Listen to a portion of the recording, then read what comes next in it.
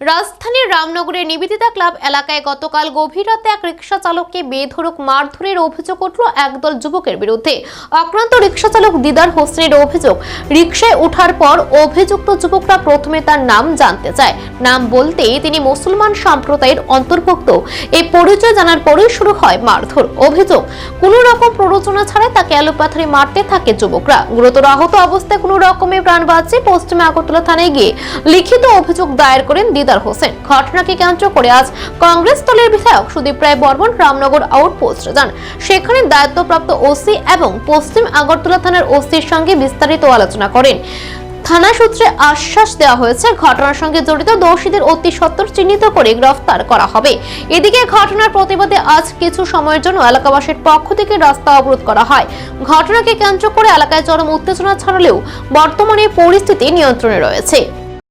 আপনারা জানেন, গতকাল একজন নিরীহ গরিব একটা রিক্সাওয়ালা দিদার হোসেন, তার বাড়ি বীরচন্দ্রবন, সংসার চলে না, শহরে এসে বিটালবন এলাকায় বসবাস করে ভাড়াটে হিসেবে।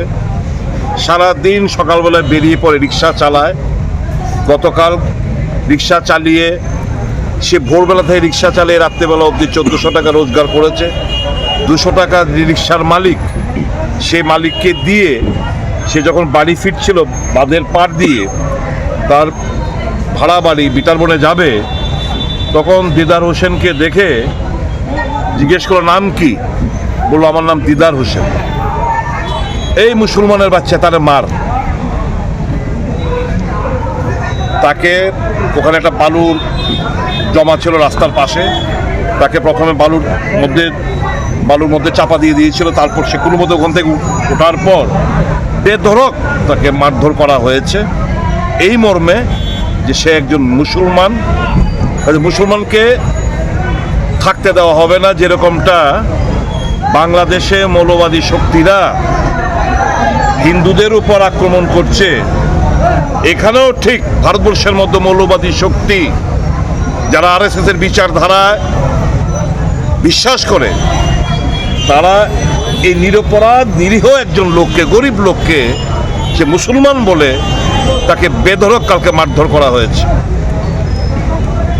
তার সারাদিনের রোজগার, পরিশ্রমের রোজগার 1200 টাকা তার পকেটে, সেই টাকাগুলো পর্যন্ত লুট করে নিয়ে গেছে। খেতে পারছে না, কালকে থেকে দাঁতগুলো সব নড়ে গেছে। এখন সিটি স্ক্যান করে এক্ষুনি হাসপাতাল থেকে এসছে। আমি পুরো ডাক্তারের জন্য অপেক্ষা করছিল, সিটি স্ক্যান রিপোর্টও পাইনি। যে মাত্র শুনেছেন যে আমি আসছি, সে ছুটে এসছে থানা যাবে করে ঘটনার বিচার চাইতে।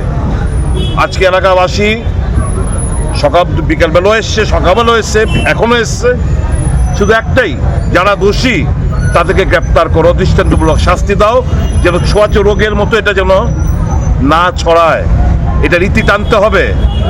এই ভারতবর্ষে এরকমভাবে আমরা এই ভারতবর্ষকে চিনি না, যেখানে ভাষার নামে, ধর্মের নামে, জাতপাতের নামে, কোন অঞ্চলের নামে লোকদের মারবে, খুন হবে।